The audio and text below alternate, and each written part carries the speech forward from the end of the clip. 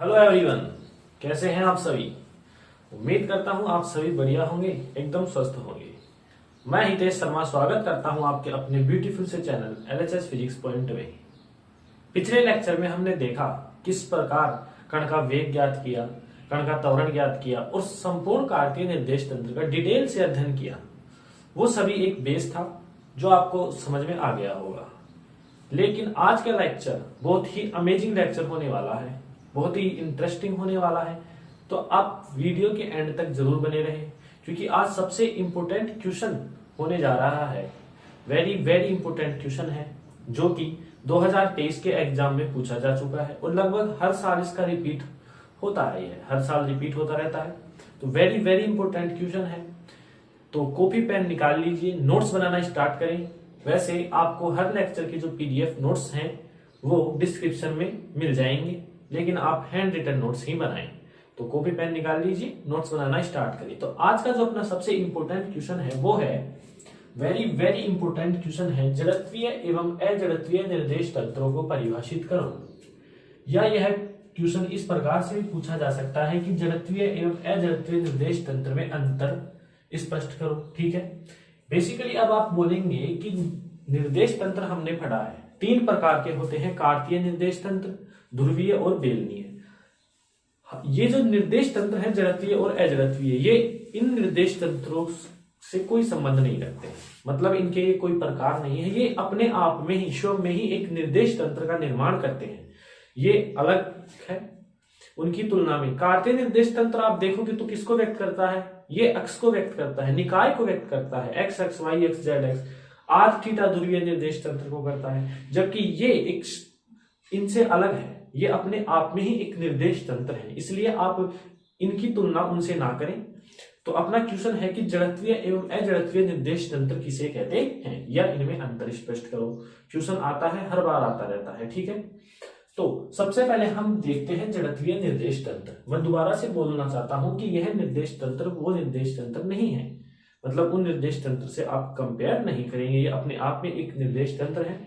ये first year की जो क्लास है, चैप्टर 1 है, उसका पहला सबसे इंपॉर्टेंट क्वेश्चन होने जा रहा है आज, जो आपको ध्यान से वीडियो को देखना है और बिल्कुल समझ में आ जाएगा आपके। ठीक है, तो सबसे पहले हेडिंग डालेंगे, क्वेश्चन लिखेंगे जड़त्वीय एवं अजड़त्वीय निर्देश तंत्रों को परिभाषित कीजिए। यह क्वेश्चन इस प्रकार से भी आ सकता है कि इनमें अंतर भी स्पष्ट कीजिए। तो आंसर में लिखेंगे, सबसे पहले लिखेंगे जड़त्वीय निर्देश तंत्र। हम इसके बारे में डिटेल से अध्ययन करेंगे कि जड़त्वीय निर्देश तंत्र की प्रॉपर्टीज क्या होती है, इसकी डेफिनेशन क्या होती है और वह किस प्रकार से बिहेव करता है। ठीक है, जड़त्वीय निर्देश तंत्र का मैं स्टेटमेंट लिखता हूं, फिर मैं आपको बताता हूं। ऐसा निर्देश तंत्र, साथ के साथ लिखते हुए चलेंगे, ऐसा निर्देश तंत्र जिसमें न्यूटन के, ऐसा निर्देश तंत्र जिसमें न्यूटन के प्रथम व द्वितीय नियम, ऐसा निर्देश तंत्र जिसमें न्यूटन के प्रथम व द्वितीय नियम लागू होते हैं, प्रथम व द्वितीय नियम लागू होते हैं।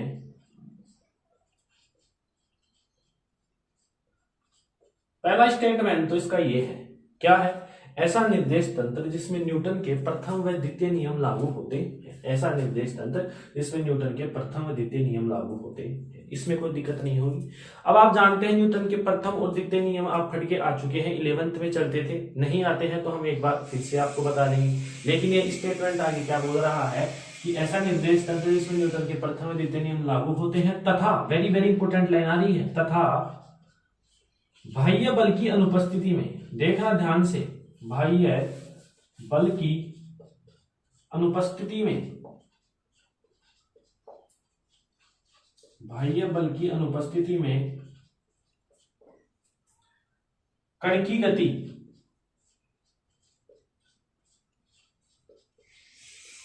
बाह्य बल की अनुपस्थिति में कण की गति त्वरण रहित दिखाई देती है।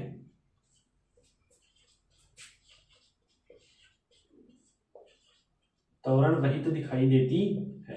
क्या कहलाता है बोलिए, जड़त्वीय निर्देश तंत्र कहलाता है। जड़त्वीय निर्देश तंत्र कहलाता है। ठीक है, अब हम इसको समझेंगे डिटेल से। आपके जो मैं 2 लाइनें लिखा हूं बिल्कुल मक्खन हो जाएंगी। देखिए, ऐसा निर्देश तंत्र जिसमें न्यूटन मतलब जड़त्वीय जो निर्देश तंत्र है उसमें किसका पालन होगा? न्यूटन के प्रथम और द्वितीय नियम का पालन होगा। पहली बात क्लियर है। दूसरी बात क्या है कि यदि बाह्य बल की मैं अनुपस्थिति रखूं तो त्वरण रहित दिखाई देगी। क्या देगी? उसकी जो कण की जो गति है ना वो त्वरण रहित दिखाई देगी। मतलब वो जो कण अपना गति करेगा ना वो त्वरण रहित होगा, उसमें त्वरण नहीं होगा। क्या कहलाएगा? जड़त्वीय निर्देश तंत्र। अब हम जानते हैं कोई भी निर्देश तंत्र होता है उसमें कोई भी वस्तु होती है, पिंड होता है या कण होता है। तो जड़त्वीय निर्देश तंत्र में यदि मैं कोई कण रखूं या पिंड रखूं या वस्तु रखूं तो उसकी गति कैसी दिखाई देगी? त्वरण रहित दिखाई देगी। कब? कंडीशन क्या है? जब बाह्य बल की अनुपस्थिति होगी। क्योंकि जड़त्वीय निर्देश तंत्र क्या कहता है? ऐसा निर्देश तंत्र जिसमें न्यूटन के प्रथम और द्वितीय नियम लागू होंगे तथा बाह्य बल की अनुपस्थिति में कण की गति त्वरण रहित दिखाई देती है। क्या कहलाता है? जड़त्वीय निर्देश तंत्र कहलाता है। तो ये था अपने पास जड़त्वीय निर्देश तंत्र, ये डेफिनेशन थी। अब जो डेफिनेशन आई है उसका हम फॉलो करेंगे और किस प्रकार से हम ये प्रूफ भी करेंगे कि कैसे कण की गति त्वरण रहित दिखाई देती है, किसमें? जड़त्वीय निर्देश तंत्र में। ठीक है, तो इससे पहले देखो आपको याद होगा न्यूटन का प्रथम और द्वितीय नियम आपको आता होगा। जिनको नहीं आता है मैं बता देता हूं। इसका स्टेटमेंट अपन नहीं लिखेंगे, समझाता हूं मैं न्यूटन का प्रथम और द्वितीय नियम क्या है। न्यूटन का प्रथम नियम क्या होता है? न्यूटन के प्रथम नियम को आपको याद हो तो जड़त्व का नियम भी बोलते हैं। इसको एक तरह से विरोध होता है इस नियम में। तो न्यूटन के प्रथम नियम के अनुसार यदि कोई वस्तु है, कण है या पिंड है, कोई गतिशील है तो वह गतिशील रहना ही पसंद करती है, और यदि कोई स्थिर है तो वह स्थिर रहना ही पसंद करिए जब तक उस पर कोई बाह्य बल ना लगे। यहां पर बाह्य बल की क्या है? अनुपस्थिति है। इसको दिमाग में रखेंगे। तो न्यूटन का प्रथम नियम के अनुसार यदि कोई कण स्थिर है तो वह स्थिर रहना पसंद करता है, गतिशील है तो गतिशील रहना पसंद करता है जब तक कि उस पर कोई बाह्य बल ना लगे। यह है न्यूटन का प्रथम नियम। इसको एक एग्जांपल से मैं बताना चाहूं कि मान लीजिए आप एक बस में सफर कर रहे हैं, बस में खड़े हैं और बस चल रही है। तो जब बस में आप खड़े हैं, बस चल रही है, तो आपके पैर बस से स्पर्श हैं, हवा में तो नहीं खड़े हैं आप। तो बस के जो पैर हैं वो आपके जो पैर हैं वो बस से स्पर्श कर रहे हैं, मतलब आपका जो पैर है वो क्या है? गतिशील है। जैसे ही बस ब्रेक लगाती है तो आपके पैर तो रुक जाते हैं क्योंकि वो बस से स्पर्श है, लेकिन जो अपना ऊपरी सिरा होता है वो गतिशील रहता है। तभी आपको एकदम से जब ब्रेक लगता है तो आप आगे की तरफ गिरते हैं। तो आप गतिशील रहना ही चाहते हैं। आप गतिशील है, आपका ऊपरी सिरा, तो आप गतिशील रहना ही पसंद करेंगे। तो यहां लगता है न्यूटन का प्रथम नियम। ठीक है, तो न्यूटन का प्रथम नियम समझ में आ गया होगा। इसी प्रकार न्यूटन का द्वितीय नियम भी हम देखें तो न्यूटन के द्वितीय नियम होता है F बराबर ma। ठीक है, द्रव्यमान और त्वरण के गुणनफल को ही क्या बोलते हैं? न्यूटन का द्वितीय नियम बोलते हैं। या संवेग में परिवर्तन की दर भी क्या होती है? न्यूटन का द्वितीय नियम होता है। जहां P बराबर होता है कितना? mv होता है। यह आपको पता होगा। ठीक है, तो न्यूटन का प्रथम और द्वितीय नियम आपको क्लियर है, पहले से आता होगा, नहीं आता है तो अब आपको क्लियर हो गया होगा। चलिए, अब यहाँ पर जो ये स्टेटमेंट है हम उसको फॉलो करते हुए चलते हैं आगे। देखिए, ऐसा निर्देश तंत्र जिसमें न्यूटन के प्रथम और द्वितीय नियम लागू होते हैं। हम न्यूटन का द्वितीय नियम लेते हैं। ये बोल रहा है कि न्यूटन का प्रथम और द्वितीय नियम क्या होगा? लागू होगा। तो मैं न्यूटन का द्वितीय नियम ले रहा हूं, सेकंड लॉ ऑफ न्यूटन। क्या है second law of Newton? F is equal to F vector is equal to ma vector. सही है, F बराबर ma है। यह है न्यूटन का द्वितीय नियम। सेकंड लॉ ऑफ न्यूटन कहता है F वेक्टर बराबर ma वेक्टर। ठीक है, ये यहां तक हो गया। प्रथम नियम एवं द्वितीय नियम लागू होता है, हमने द्वितीय नियम ले लिया। ठीक है, अब हम जा रहे हैं कि ये बोल रहा है बाह्य बल की अनुपस्थिति है। तो बाह्य बल की अनुपस्थिति का मतलब क्या है? F vector is equal to 0। Very very important, ये 0 है तो ये क्या हो जाएगा? ma vector is equal to 0। F की जगह मैं 0 रख दूंगा तो a वेक्टर बराबर कितना हो जाएगा? 0। क्या ये प्रूफ कर दिया है क्या अपन ने? कण की गति त्वरण रहित दिखाई देती है, a vector is equal to 0 है। ये हमने प्रूफ कर दिया है। किससे किया है? ओनली थ्योरी से किया है। थ्योरी याद हो गई। थ्योरी अब मैं उम्मीद करता हूं आपको समझ में आ गई होगी। दोबारा देख लीजिए। ऐसा निर्देश तंत्र जिसमें न्यूटन के प्रथम व द्वितीय नियम लागू होता है। हमने कौन सा नियम लिया? न्यूटन का द्वितीय नियम ले लिया, जैसा वही बोला है वैसा नियम ले लिया। तथा बाह्य बल की अनुपस्थिति में कण की गति, मतलब बाह्य बल को अनुपस्थित कर दिया, F vector is equal to 0। जब F vector is equal to 0 है तो थ्योरी बोल रही है त्वरण रहित दिखाई देना चाहिए, वही अपने पास आया है। तो मतलब जड़त्वीय निर्देश तंत्र की परिभाषा अपने पास क्या है? बिल्कुल सत्य है। समझ में आ गया होगा जड़त्वीय निर्देश तंत्र, उम्मीद करता हूं। अब आगे चलिए, सबसे इंपॉर्टेंट लाइन आ रही है, इसको याद रखेंगे, जहन में उतार लेंगे। वेरी वेरी इंपॉर्टेंट लाइन अब आने वाली है इस निर्देश तंत्र की। यहां पर लिखते हैं इस निर्देश तंत्र की, बहुत ही इंपॉर्टेंट लाइन है। हम जान गए हैं यहां पर कि ए वेक्टर इज इक्वल टू 0 हो गया है। पिछले वीडियो में हमने देखा था कि त्वरण होता है वेग में परिवर्तन की दर। क्या होता है? त्वरण होता है। यदि मैथमेटिक्स में आपने पढ़ा होगा, 5वां चैप्टर चलता था 12th क्लास में, किसी भी अवकलन का मान 0 कब होता था? जब कोई राशि कांस्टेंट होती थी।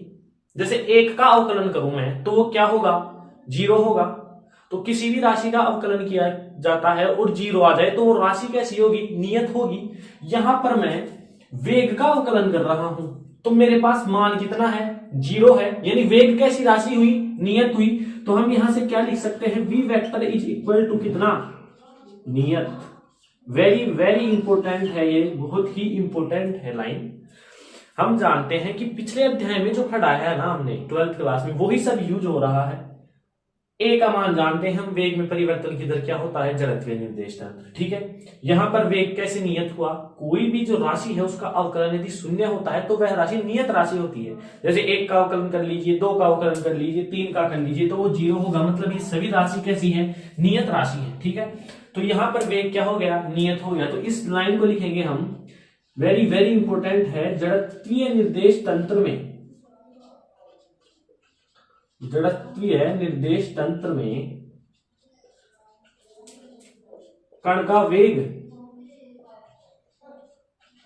नियत रहता है। सर, कण का वेग नियत रहता है, जबकि त्वरण कैसा होता है? त्वरण तो होता ही नहीं है कण की गति में, याद रखेंगे। त्वरण रहित दिखाई देता है और जो वेग होता है इसका तंत्र में, कण का वेग कैसा रहता है? नियत रहता है। तो उम्मीद करता हूं आपको जड़त्वीय निर्देश तंत्र बिल्कुल समझ में आ गया होगा। बहुत ही इजी तरीके से बताया है, एक बार फिर से देख लीजिए। क्या बोल रहा है जड़त्वीय निर्देश तंत्र? ऐसा निर्देश तंत्र जिसमें न्यूटन के प्रथम व द्वितीय नियम लागू होते हैं तथा बाह्य बल की अनुपस्थिति में कण की गति त्वरण रहित दिखाई देती है, जड़त्वीय निर्देश तंत्र कहलाता है। जैसे ही आपको थ्योरी याद हुई, बिल्कुल रटना किसी भी चीज को नहीं है। आप गए थ्योरी के अंदर, देखा कि न्यूटन का प्रथम और द्वितीय नियम लागू हो रहा है तो आपने सीधा सेकंड लॉ ऑफ न्यूटन उठाया। दूसरा स्टेटमेंट तुरंत बोला कि बाह्य बल की अनुपस्थिति है तो F इज इक्वल टू 0 तो ma इज इक्वल टू 0। तब ये बोला है कण की गति त्वरण रहित है। बिल्कुल, अपने पास भी ये वेक्टर इज इक्वल टू कितना आया है? 0 आया है। तो ये प्रूफ हो गया कि एक्चुअल में ये जो निर्देश तंत्र है वो कैसा निर्देश तंत्र है? जड़त्वीय निर्देश तंत्र। इससे आगे हम गए तो ए वेक्टर का मान अपने को पता है dv अपॉन dt, और कोई भी नियत राशि होती है ना उसका अवकलन 0 होता है तो वेग क्या हो जाएगा? नियत हो जाएगा। इस अध्याय में चैप्टर नंबर 1 में हम जड़त्वीय निर्देश तंत्रों की ही बात करेंगे। यानी कोई भी क्वेश्चन आएगा तो उसमें जड़त्वीय निर्देश तंत्र का उपयोग होगा और उसमें मेन उपयोग होता है इसका कि इसमें वेग नियत रहता है। ये याद रखेंगे। मैं बार बार आगे के लेक्चर्स में आपको याद दिलाता रहूंगा कि जड़त्वीय निर्देश तंत्र में वेग क्या रहता है? नियत रहता है। अब आप इसको नोट करें। ठीक है, मिटा रहे? चलिए, ये था अपना ब्यूटीफुल सा जड़त्वीय निर्देश तंत्र। उम्मीद करता हूं आपको सभी को बढ़िया समझ में आया होगा और ये एग्जाम में हर साल पूछा जाता है तो इसका विशेष ध्यान रखेंगे। और इस चैप्टर में हम जड़त्वीय निर्देश तंत्र की ही बात करने वाले हैं। ठीक है, अब देखिए दूसरा निर्देश तंत्र कौन सा है? अजड़त्वीय निर्देश तंत्र।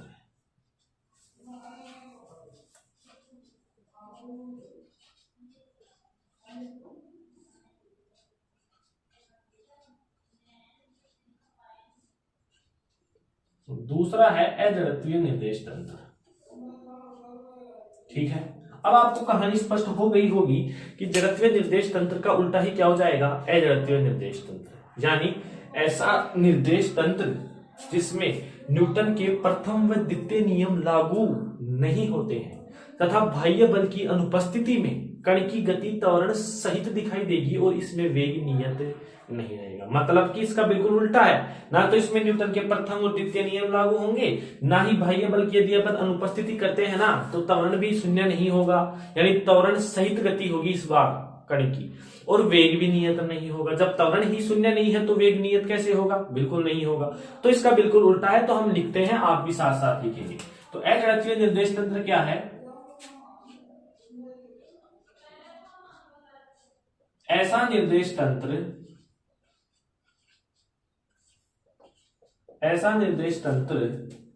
जिसमें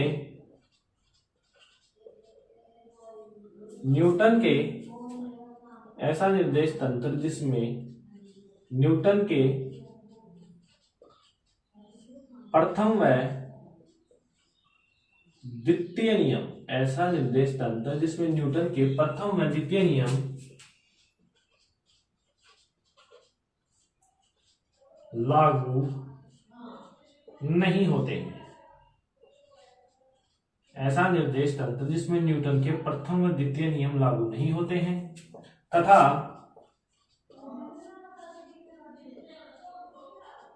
बाह्य बल की अनुपस्थिति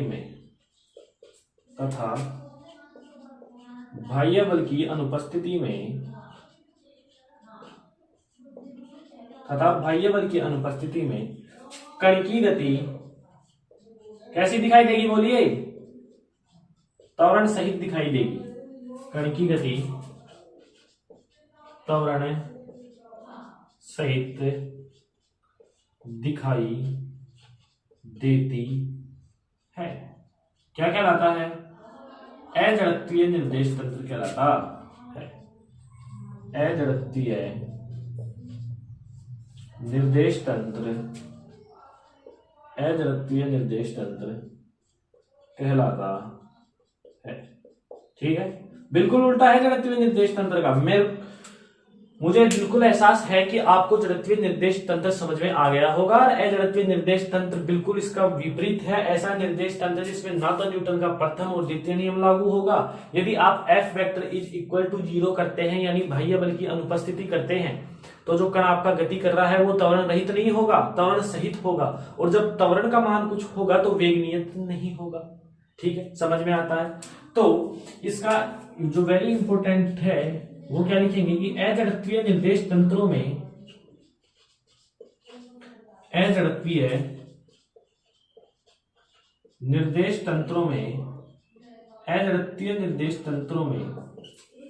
कण का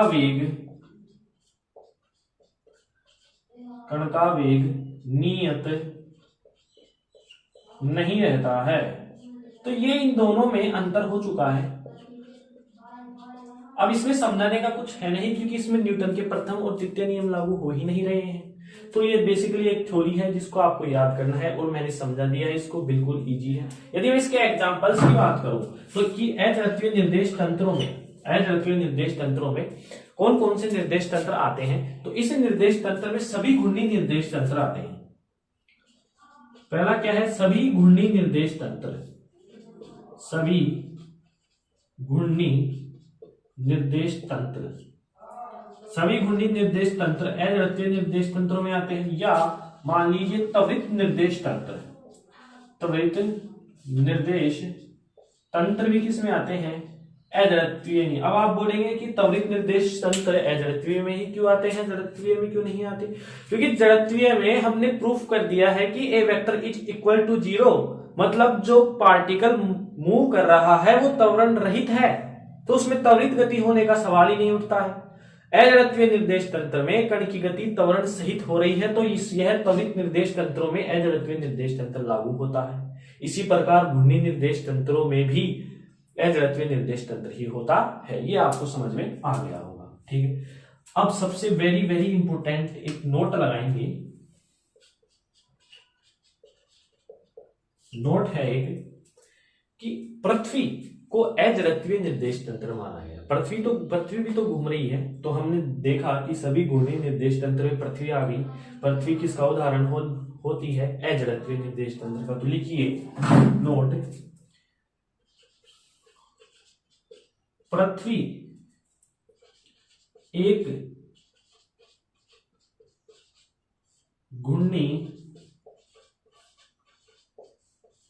एक घूर्णी निर्देश तंत्र होती है, अर्थात अजड़त्वीय होती है, अर्थात अजड़त्वीय निर्देश तंत्र में अजड़त्वीय निर्देश तंत्र का उदाहरण है। ऐसे लिख सकते हैं हम, ठीक है। पृथ्वी एक घूर्णी निर्देश तंत्र में होती है तथा यह अर्थात अजड़त्वीय निर्देश तंत्र का यह क्या है? उदाहरण है। यानी आप समझ जाएंगे कि घूर्णी निर्देश तंत्र होते हैं वो अजड़त्वीय होते हैं, यानी अपनी जो अर्थ है वो भी कैसी होनी चाहिए? अजड़त्वीय निर्देश तंत्र होनी चाहिए। लेकिन पृथ्वी जड़त्वीय निर्देश तंत्र होती है। यस, पृथ्वी जड़त्वीय निर्देश तंत्र होती है, पृथ्वी अजड़त्वीय निर्देश तंत्र नहीं होती है। हालांकि यह घूर्णी निर्देश तंत्र है, लेकिन यह जड़त्वीय निर्देश तंत्र होती है। अब आप पूछेंगे क्यों? आ जाइए, क्यों का जवाब मिलता है अभी। पृथ्वी एक घूर्णी निर्देश तंत्र होती है, अर्थात अजड़त्वीय निर्देश तंत्र का उदाहरण है, लेकिन पृथ्वी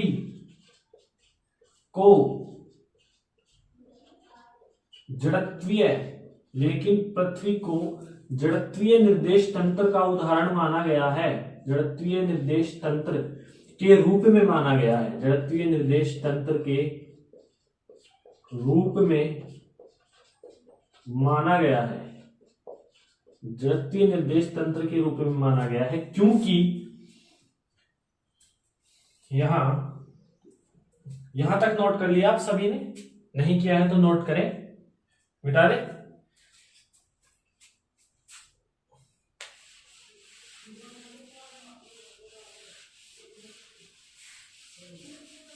ठीक है।